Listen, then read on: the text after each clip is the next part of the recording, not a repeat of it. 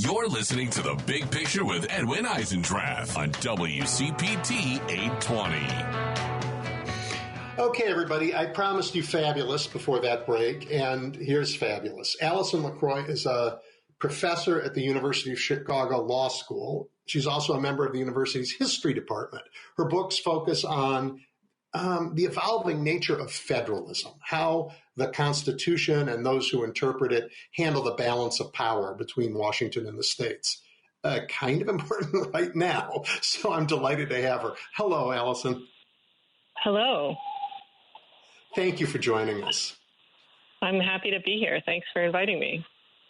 Well, you got to help us. And we are not trained lawyers. So, I mean, we play them on TV, but we're really not, we don't know what we don't know. So you got to help us here. This notion of distributed power, I think, goes back further than the Constitution in our country. But it seems now under attack by a renewed, let's say, monarchical movement. The idea of states' rights has been embraced by the right and the left in different times, mostly the right, though, I think. But I think we still don't understand it. Can you give us a primer? Absolutely. Well, you're certainly right that we now call it federalism, but a better, I think, more kind of intuitive layperson, honestly, way to think of it is what you called it, distributed power. So just this idea that the American system has multiple levels of government, and that's the national government, but then also the states. And then there's also, of course, municipalities, localities, cities, towns, etc.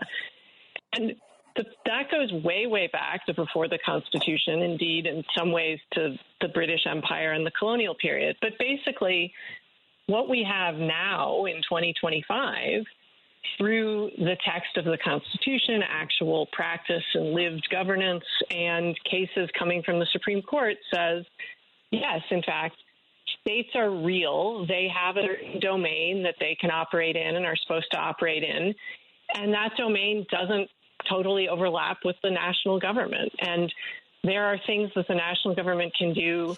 There are things the states can do. And that's not an overlapping set of things. So states aren't just the agents of Washington, D.C. And we know this in lots of ways. We see it all the time. And we can think of, under the Biden administration, when we had Texas and the governor of Texas saying there's an invasion at the southern border and putting up fences and all sorts of things. And then we can think of it today with lots of different states saying we are going to protect migrants and protect other sort of populations and rights. So, it's on both and all sides of the political spectrum and always has been. But I think today, it's a surprise to many people to see blue states, I'll say, claiming states' rights, because our past 100 or so years of experience has been that it was the right, it was conservatives, it's segregationist states saying, to the federal government, no, you can't desegregate the schools. But in fact, states' rights arguments go all the way back and have always been found on all sides of the political spectrum. Yeah, I mean, in this part of the country, I think Wisconsin led a states' rights fights against the Fugitive Slave Act. So, I mean, I guess we've been on all sides. Yes, and that's one of my, I think, the most interesting examples. It's something I talk about in my most recent book, because this was in the 1850s, so it's right before the Civil War, but it isn't the Civil War. And Congress and the president, at that point, President Buchanan, and President Fillmore and others, so we're not yet to Abraham Lincoln, say, the federal government has to be completely behind support for slavery. And so there's statutes, there's Supreme Court case law, there's this act of Congress, the Fugitive Slave Act. And in a number of states, including Wisconsin, people nullify this, essentially. The state legislature says, this is invalid. Congress doesn't have this kind of power. The president doesn't have this kind of power.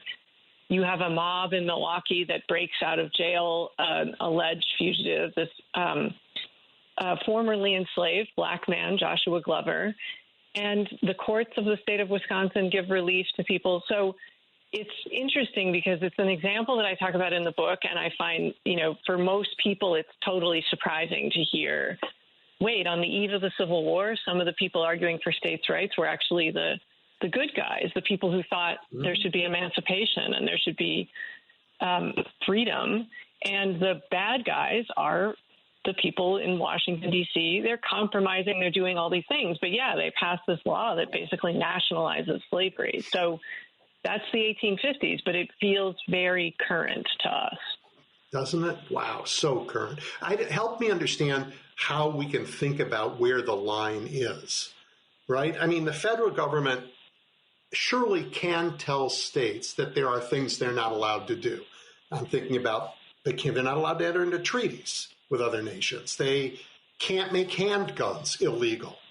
I think those are constitutional bans. There may be statutory ones. But can it tell states things they must do?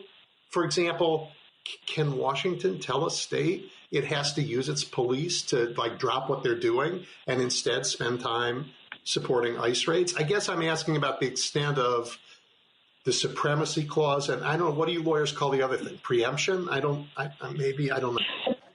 Yeah, preemption.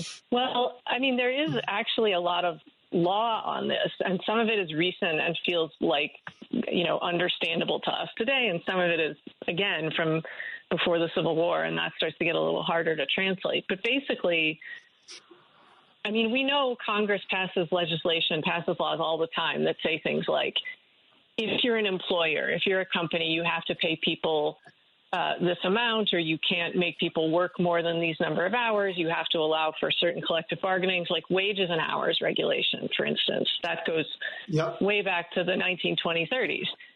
So that's true if the employer is a private company, right? If they're, a university or a business or whatever. It's also true that if they're a state, and this was something that in the 1970s and 80s, the Supreme Court took a bunch of cases about, because they were like, well, if the state is the employer, and Congress tells the state, you also are bound by these general wage and hours laws, or is it different because the state is a state and it's special in a government? Oh, that's so interesting. And basically where the court came out, and this is in the 1980s, was, look, when the state is doing things that aren't about being a government, it's not passing laws, it's not enforcing the laws, it's acting like an employer, it's acting like a database operator, all the things that we could think of. The state of Illinois does all these things. Then it can be regulated by Congress when it's doing those kind of non-state-like things.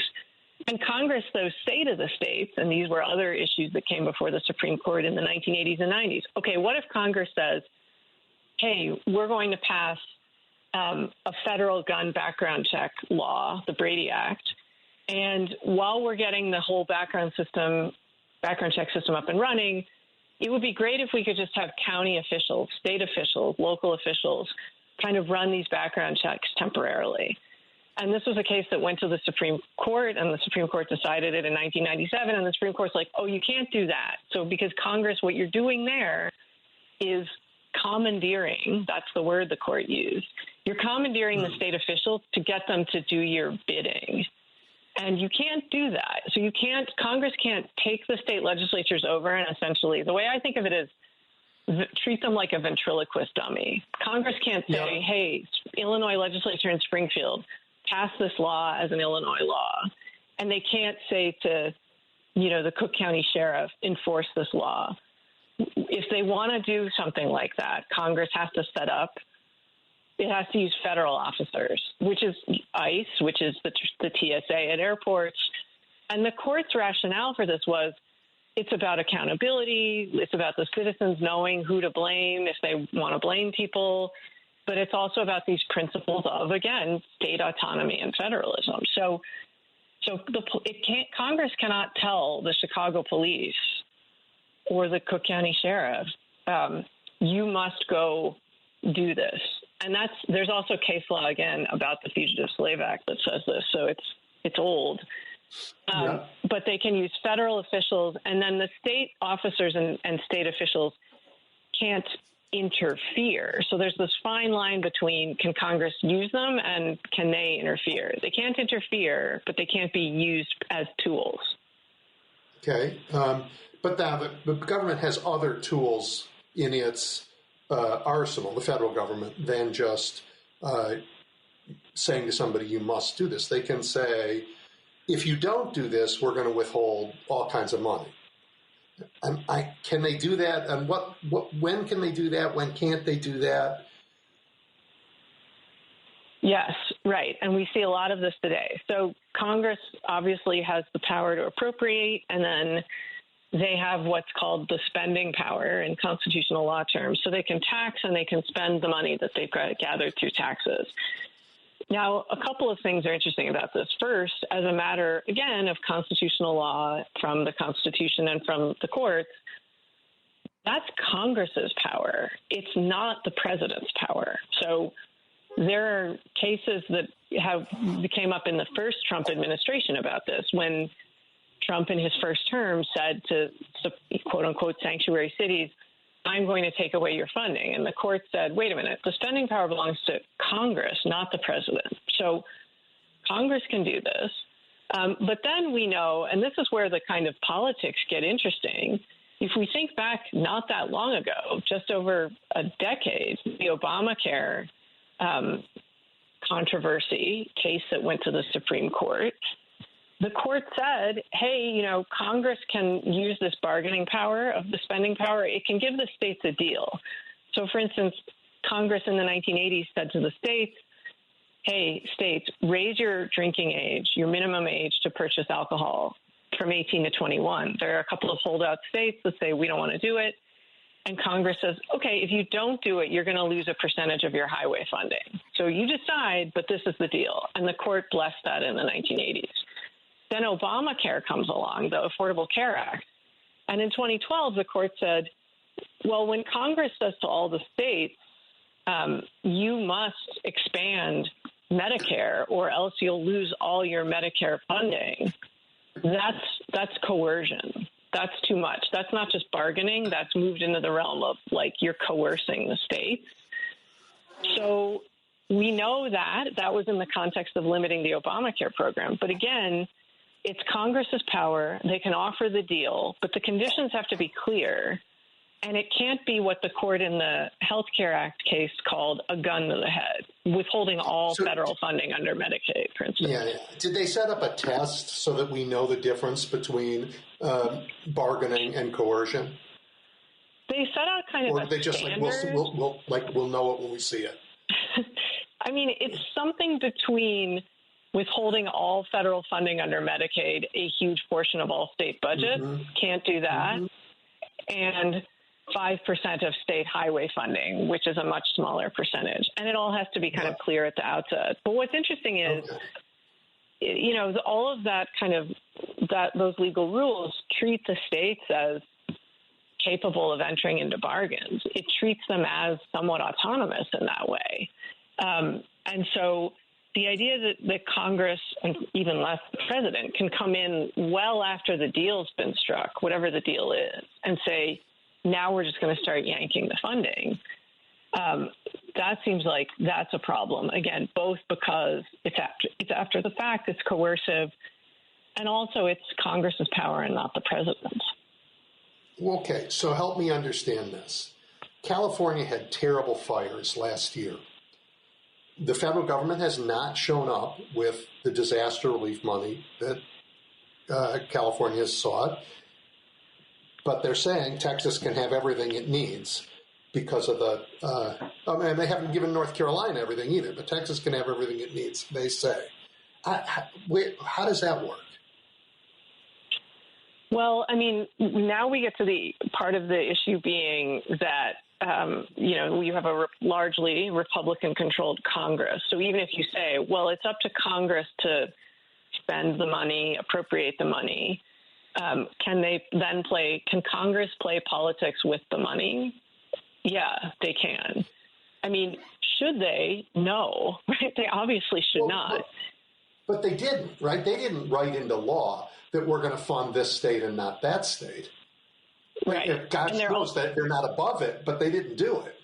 They didn't do it, and there also aren't like criteria in the law either. So it isn't like the law says you have to, yes, for floods, but not for fires or something like that. Right. And that's why I think we see and are seeing lawsuits by states, by state attorneys general in particular, saying this is Congress appropriated this money. It has disaster relief. We meet the criteria for it. In many of these cases, the promise was also made. And now we are trying to recover, or we are trying to get the courts to compel Congress to actually disperse the funding. Yeah. And I think we're going to continue to see more of these cases. I mean, states are well positioned to be the plaintiffs in those kinds of lawsuits because it's the state that's on the hook for paying, obviously, if it doesn't have the money. So it has injury, it has all the things that it should have. So in theory, they should all have not just good legal claims, but good constitutional claims to be getting that funding. So should I take comfort in knowing that these kinds of disputes have been a constant in American history? Or are these kinds of disputes, do they show up most of the time when we are at our most fractured, as in the 1850s? It's a great question. I think I would be You're wary the of only person I can ask that question. I am that person. I think, so one part of the response is to say, this isn't totally new, right? And that is clearly true. And again, I think to the extent people today are sort of surprised by or even cynical, like, oh, all you blue states, now you're into states' rights and federalism just because you don't like who's in the center, and therefore your states' rights claims are illegitimate. You're just being opportunistic when really we know states' rights claims belong to conservatives. Well, that's just not right. I mean, states' rights, whoever the state is, are baked into our system. Now, not full sovereignty. They don't get to secede. We know that. And they don't get to, as you mentioned, there's all these things the Constitution prohibits. They can't do treaties. They can't coin their own money. However, so I think we can say these disputes have been with us since the beginning. We can also say states' rights are real. It isn't just opportunism. There's a real set of values there that have come from all parts of our legal and constitutional tradition. And do these arguments show up when we're at our most fractured? Is this a warning sign?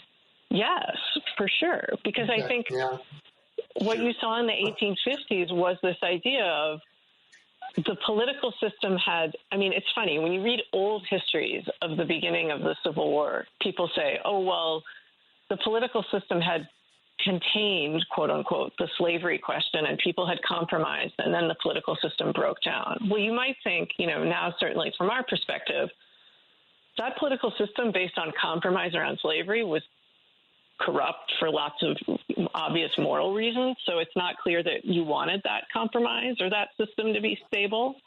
But I think these kinds of existential questions about can governors resist, or what about the police, or is the president going to abide by the courts? We've never had questions at that level of existential constitutional question across the political spectrum before. I think that is something that's new and unique to this moment, and quite frankly, incredibly distressing. Terribly distressing and frightening. Before I get to that, I have just a couple more sort of foundational questions that I don't understand. So one of the other issues that states' rights raises is a kind of a uniformity question. And we had this problem, I'm thinking, before Obergefell for a little while. A gay couple could get married in Massachusetts and, honeymoon in South Carolina, except they weren't married when they crossed the border. And I think about ending birthright citizenship, and I guess that means you're a citizen of the United States if you were born in Illinois. But if you grow up and you can vote and you can do all those things, but then if you move to Tennessee, you can't.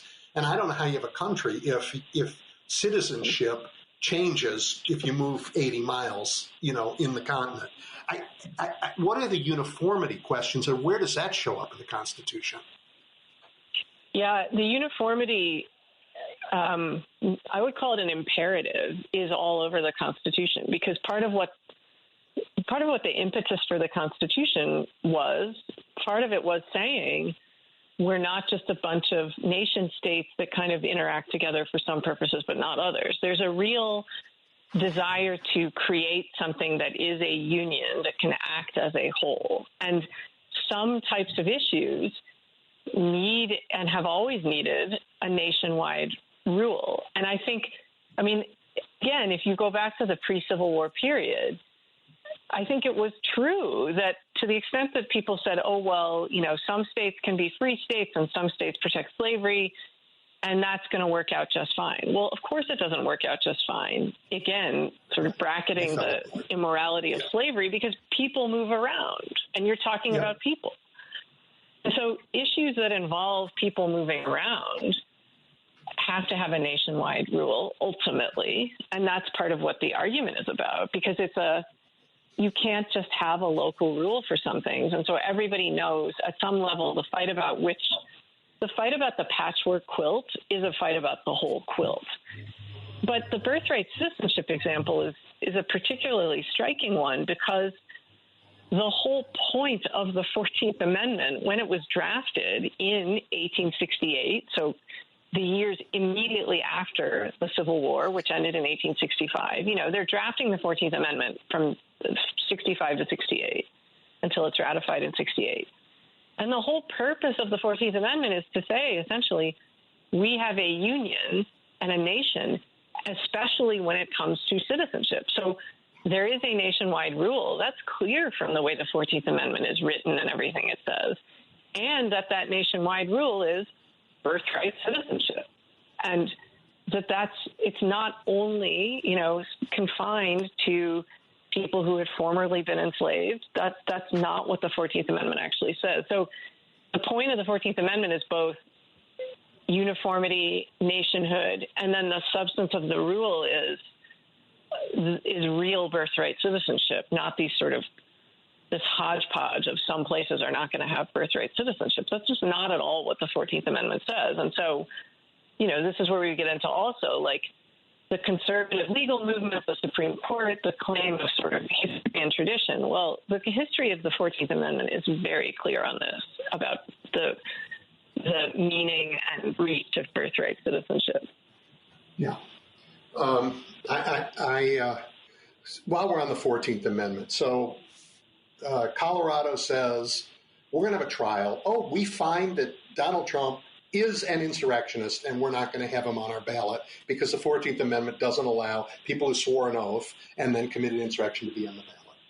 And then the Supreme Court's waited as long as they possibly could and then said, yeah, no. I'm guessing the yeah, no was that they wrestled with the idea that uniformity triumphed over, I don't know, the plain meaning of the text. And so they thought, does that sound right? What?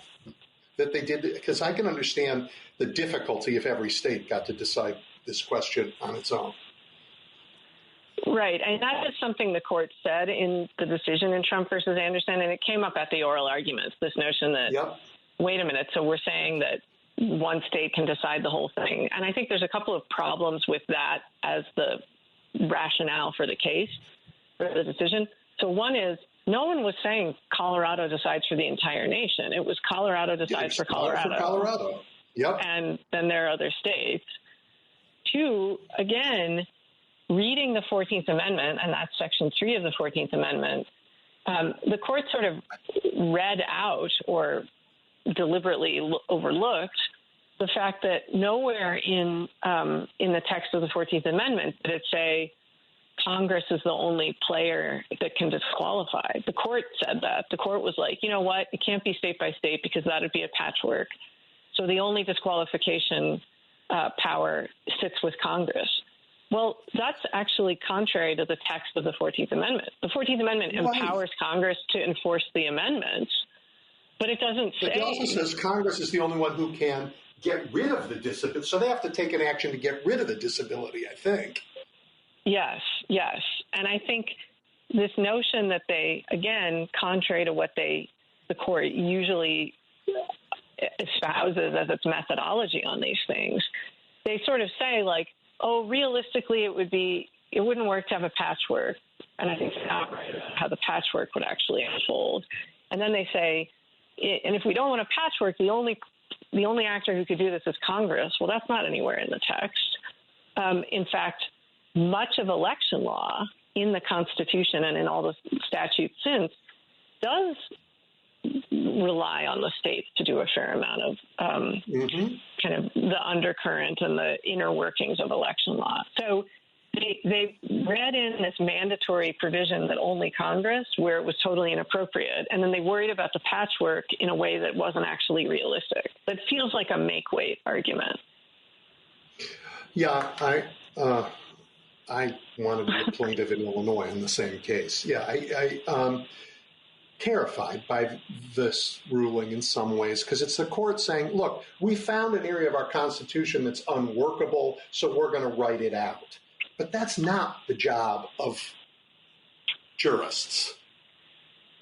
Right, especially when we, in many of the recent cases from the court, get a lot of discussion or a lot of this mood-setting language of judicial modesty, the court's role is not to make law, this back and forth, I think, in the birthright citizenship case between Justice Barrett and Justice Sotomayor and Justice Jackson about someone's endorsing judicial overreach and judicial imperialism. So they claim to have this modesty, but it seems very selective when they decide to be modest and when they don't. Yes, selective and partial. Yeah, I know. Yeah. It's awful. I have a different question. I don't understand the 10th Amendment. And the 10th Amendment is really short. I mean, it's the one that's related to the conversation we're having, because it says, I just wrote it down because I want to read it. The powers not delegated to the United States by the Constitution, nor prohibited by it to the states, are reserved to the states respectively or to the people.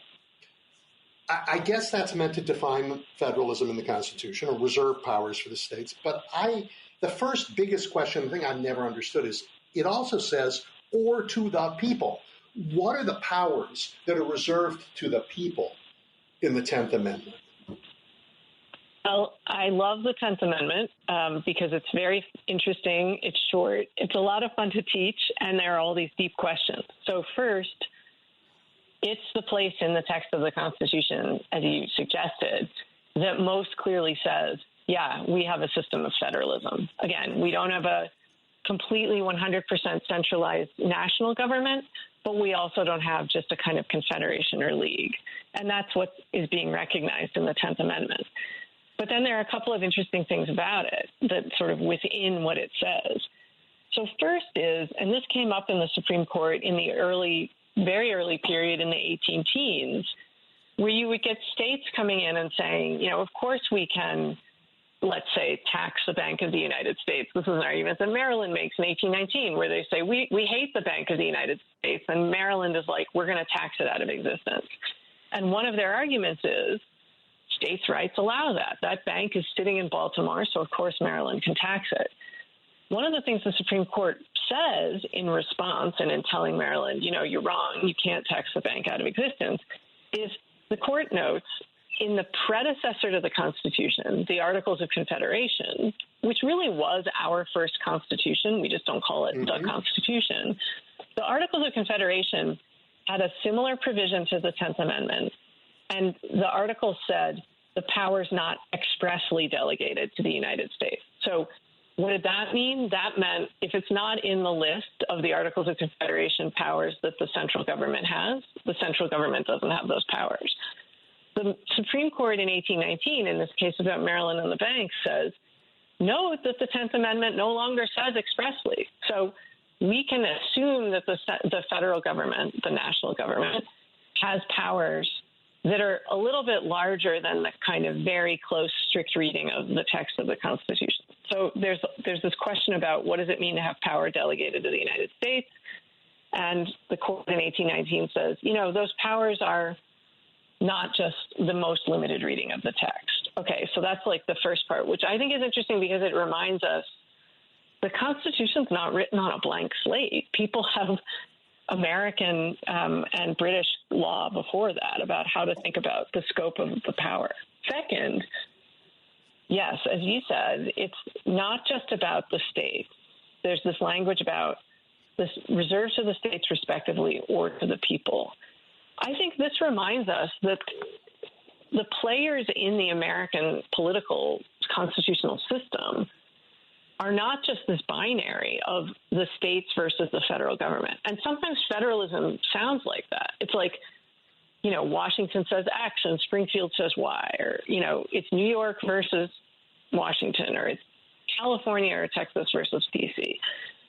But the text of the Constitution expressly says the people, and I think of that as we the people. I mean, it's the preamble of the Constitution. Mm-hmm. We the people still have a vast reserve of power. We haven't granted it all to these institutions and said the rest of us are just out of the picture. And so that, I think, is something that, frankly, gets read out of the 10th Amendment. The 10th Amendment is the kind of thing states waive when they want to say, D.C., we don't like what you're doing. But the or to the people language means we the people could waive that at our state government or the federal government. We can say, and this is interesting in a moment when we have this surging populism, that the people are, in fact, even in the 10th Amendment, where we're talking about state power, the people have a place in the ongoing running of government. And so, has anybody ever brought cases about that? Not specifically. I mean, I'm sure people have tried to make that argument, but there haven't been any successful cases that sort of say, because it says or to the people something. I mean, it's hard to think about, like, what would someone actually be pointing to that language for? But I think we could look at it and say the Constitution isn't a dead, static document. If the people said, we want to amend the Constitution, which Article 5 of the Constitution tells us how to do, it's not illegitimate to talk about that. I think sometimes there are some political actors, especially on the right, who act like the Constitution is dead, perfect, and to be venerated. And it's a living document that could be amended. Only when you and I talk about changing, because they're all around the states trying to get a convention of the states so they can stop the government from taxing businesses. They are all in. Yeah, yeah. All right. Before we go, you gave a talk. You spoke at the graduation of the law school at the University of Chicago, and you said to lawyers who are not. I mean, I raised one, so they're in my. I care about them, but they. You said to them, you have a particular calling in this moment. Would you talk about the role of lawyers in this fraught time? Yes. I mean, I think lawyers have an enormous role to play and always do. But one of the things I said in the graduation remarks was, there are lots of parts of universities and higher education, which itself is under attack at the moment, that are about training people in methods and training people in a discipline and hugely important modes of training like that. But law schools are different in that we are training people in a body of knowledge in the law, and there is such a thing. We use a body of knowledge. We use a particular set of methods. But part of what law schools do and part of what lawyers have is holding a bit of the power of the government, both because we're we the people, but also because we get to have this kind of special role. And in most states, when you become a lawyer and you are sworn in as a member of the bar, there's an oath and you support the Constitution of the United States and the state. But lawyers are also referred to sworn in when they are sworn in as officers of the court.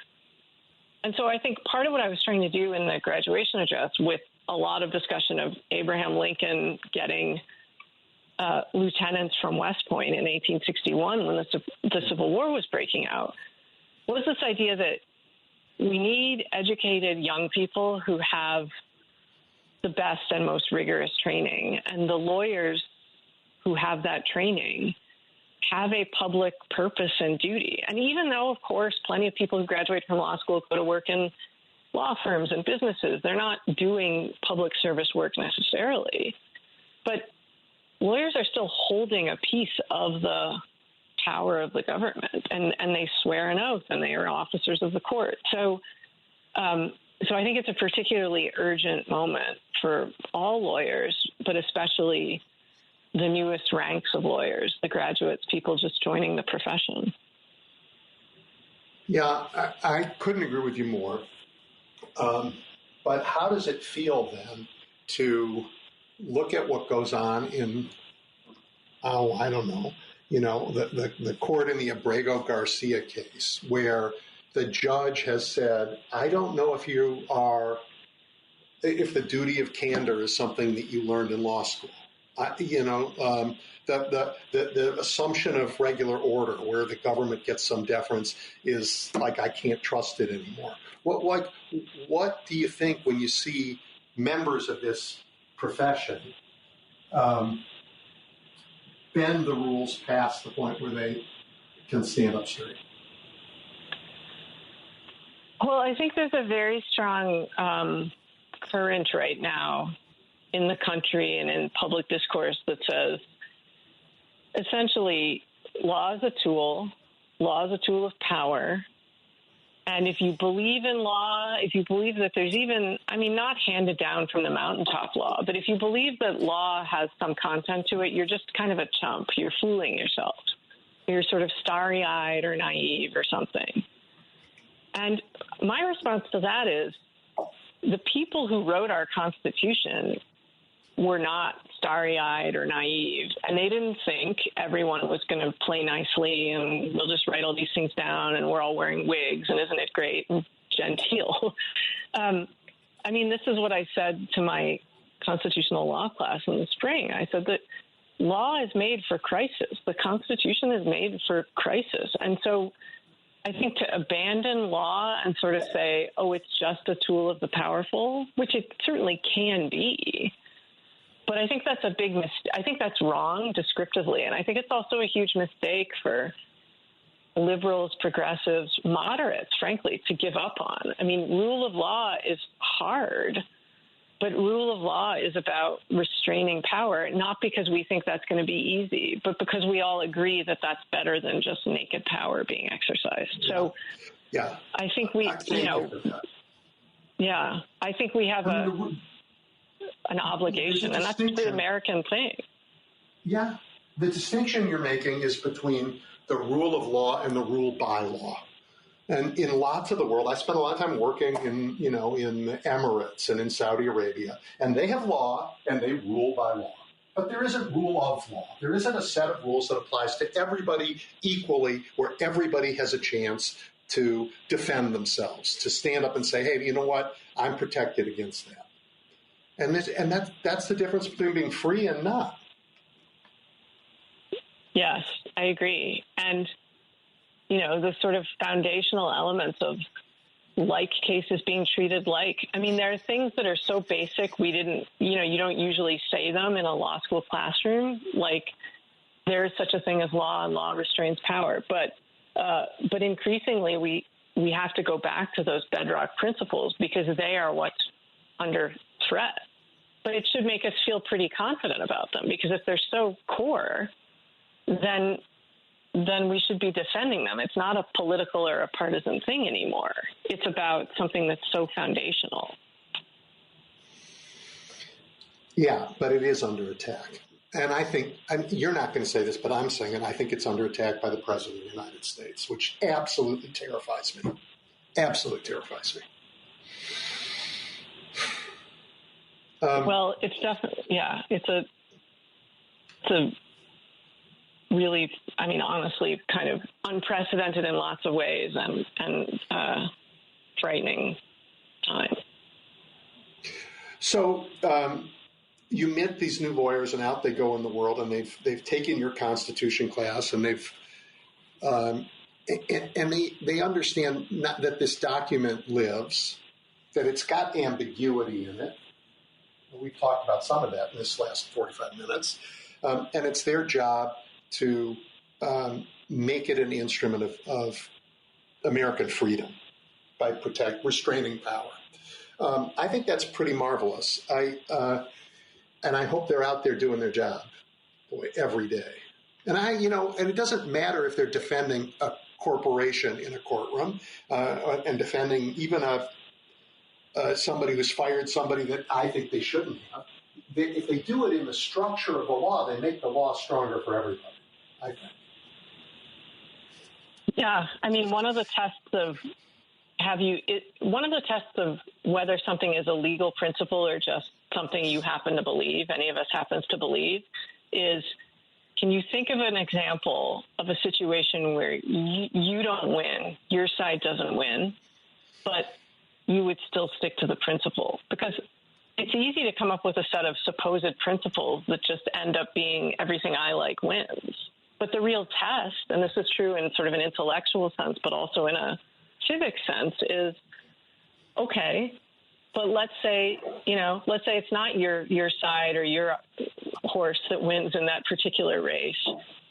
Can we still say, yeah, but that's how we know we have a real principle? And we should want those examples. We should be able to identify.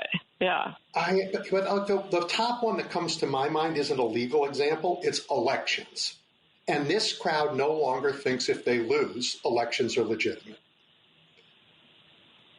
That is something that should motivate everybody to get up in the morning and go to work.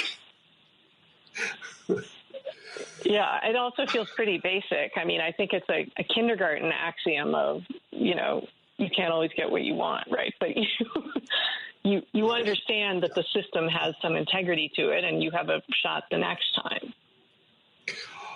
Well, you and I, speaking of next time, have run out of this time.